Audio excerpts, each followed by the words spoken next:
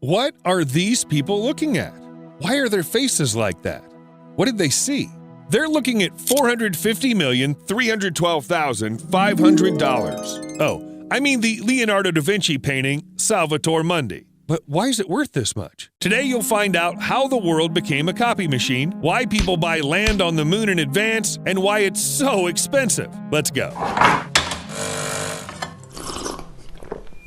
This pearl costs $3, and this one costs $30,000. Wait, or is it the other way around? Well, figuring out the prices of pearls is really hard. Experienced jewelers know that they can be more expensive than diamonds, especially when you consider certain factors. The price of a pearl is influenced by its size, color, shape, surface quality, and even the luster. In short, the bigger and smoother a pearl is, the more money a buyer will pay for it. However, I would say the record belongs to a pearl that's neither round nor smooth, but it's just giant. It weighs 75 pounds, and its value is estimated at $100 million. Of course, it's hard to compete with such a thing, but if we speak about pearls of a regular shape, there is one unique kind, which is considered one of the most valuable. Mellow pearls are a magnificent creation of nature, made, oddly enough, by the Mellow snail. It's said that the chance of finding a pearl in it is 1 in several thousand. So it turns out that such raw, high-quality pearls are usually worth more than $75,000, while some jewelry with them is worth more than $250,000. Shut up and take my money! But I do have one question. Why the hell are pearls so expensive in the first place? It's just a shiny pebble taken out of a clam. Well, that seems to be the point. Pearls are the only gem that are created by a living thing. The formation of pearls is a protective reaction of the mollusk to any foreign body, a process that can't be well controlled. Even when artificial cultivation takes place, and if we speak about mellow pearls, people still couldn't make this mollusk grow at least one pearl. That's to say, every single one of them is absolutely natural, created by wildlife itself. It's even strange that the price doesn't start at $1 billion. Imagine someone finding a mellow pearl by accident, because people eat these mollusks. A very realistic scenario. Like the story of a man named Rick Antosh who ordered $15 worth of oysters at the Grand Central Oyster Bar and nearly broke a tooth on a pearl worth several $1,000s. That was the best oyster pan roast I ever ordered. And what do you know about Dubai? The largest commercial, financial, and tourist center in the Middle East, the real kingdom of luxury. But where does one city get so much money? Could it be tourism? No, it's unlikely that people would have come here before Dubai became Dubai as it is now. Oil then. But it wasn't discovered until 1966.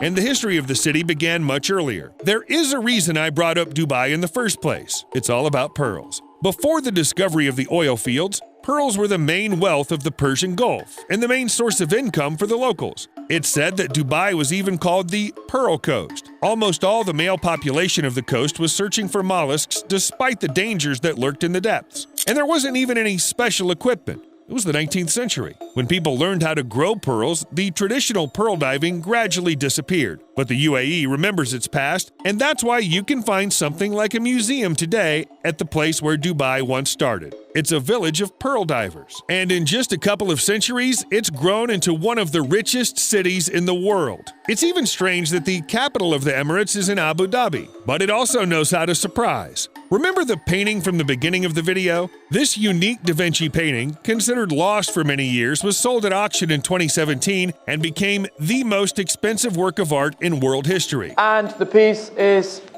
sold. Prince Badr bin Abdullah bin Mohammed bin Farhan Al Saud bought the painting, and everyone expected it to end up in the new Louvre Abu Dhabi Museum soon. But that didn't happen. The painting disappeared. You serious? Then turned up on another prince's yacht. Then art historians doubted it was a real Da Vinci at all. But people really were delighted with the painting. Look at them with tears in their eyes. However, maybe DiCaprio's just upset that he's not enough. Leonardo?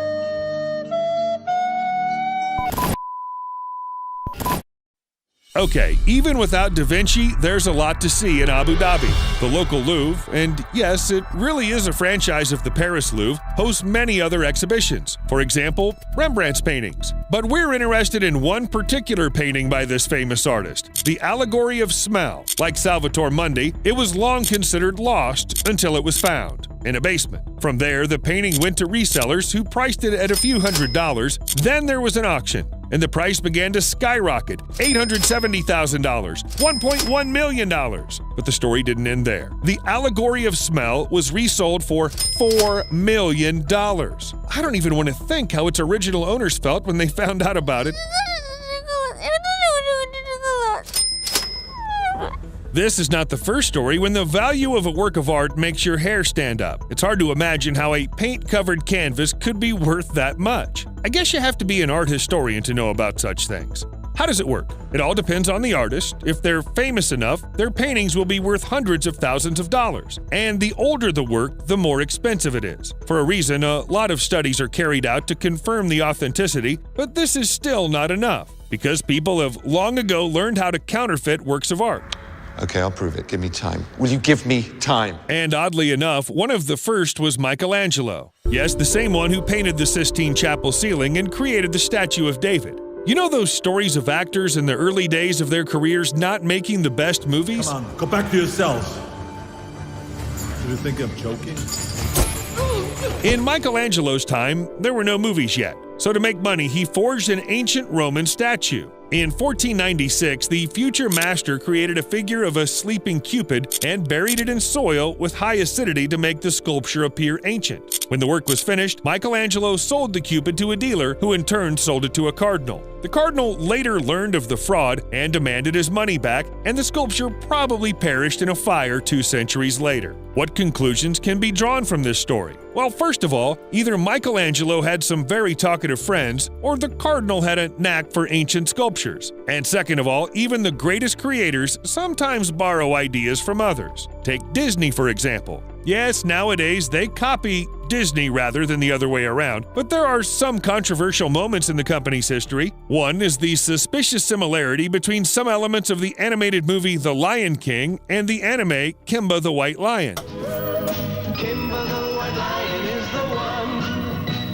Take a look at the names of the characters. And also, Kimba was invented much earlier, and Disney, of course, said that any similarities are coincidental. It seems that every year it becomes more and more difficult to create something truly original. And is there such a thing as originality at all? Especially when the internet intervenes. As soon as you think up something new and fresh, in a couple of hours, somewhere on the other side of the world, someone will immediately copy your idea. And for sure, they will try to make money on it before you've come to your senses. And for example, this is our case. Have you seen the video about the lions and baboons?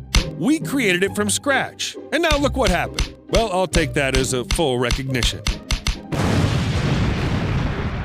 But it's one thing if a person appropriates another person's idea, but what about an entire planet? Okay, not a planet, just our moon. In 1979, the United Nations adopted the agreement governing the activities of states on the moon and other celestial bodies, also called the Moon Treaty. The document states that the moon and its minerals are the common heritage of all mankind. In short, the Earth satellite doesn't belong to any country. The problem is that only 11 countries have adopted the Moon Agreement, and another problem is there are people like Dennis Hope. Yeah, we actually have been selling property on the moon since 1980. In fact, this is a unique person. Dennis Hope claimed ownership of the moon in 1980, taking advantage of a legal loophole, and since then has simply selling off lunar land at the local bar and online through his company Lunar Embassy for $20 or $25 an acre. It depends on the mining rights. In 2004, Hope even created his own state, the Galactic Government, with a ratified constitution, a Congress, a monetary unit, and a patent office. Am I the only one who gets the feeling that this is some kind of weird parody of Star Wars? Don't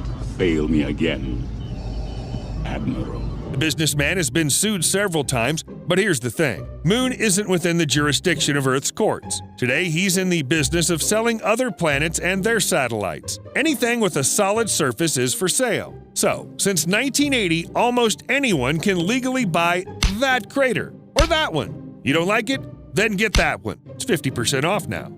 How about our special promo? 2 craters for the price of 1. Only today. But seriously, how could anyone even think of such a thing? Apparently the same way people had all other weird ideas. Take, for example, Kopi Luwak coffee. Kopi Luwak, the rarest beverage in the world. One of the most expensive varieties in the world, although actually the name is just a way to process it. a method you've probably heard of. The fruit of the coffee tree is eaten by Asian palm civets. They digest the pulp surrounding the coffee beans and, well, they get rid of the beans naturally. These beans are then harvested by humans, washed, and dried in the sun. Tell me this, the man who first looked at the waste products of the palm civets, what were they thinking about? Something like, hey, why don't we pack it all up and just pour boiling water on it? And after all, not only did they come up with it, but they convinced the whole world that this processed coffee is cool. Today, 2.2 pounds of such beans, cultivated in the wild, cost $1,300. And if you want to make a joke about our intro, then how much did my coffee cost, by the way?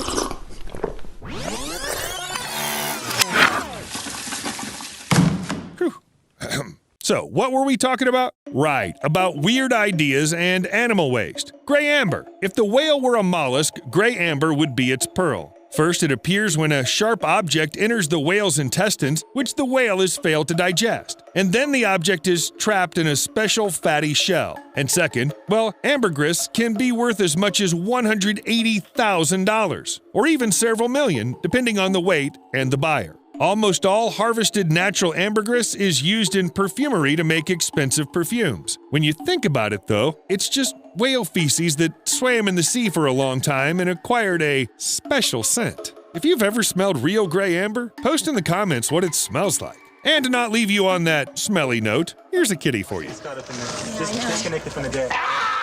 See you later.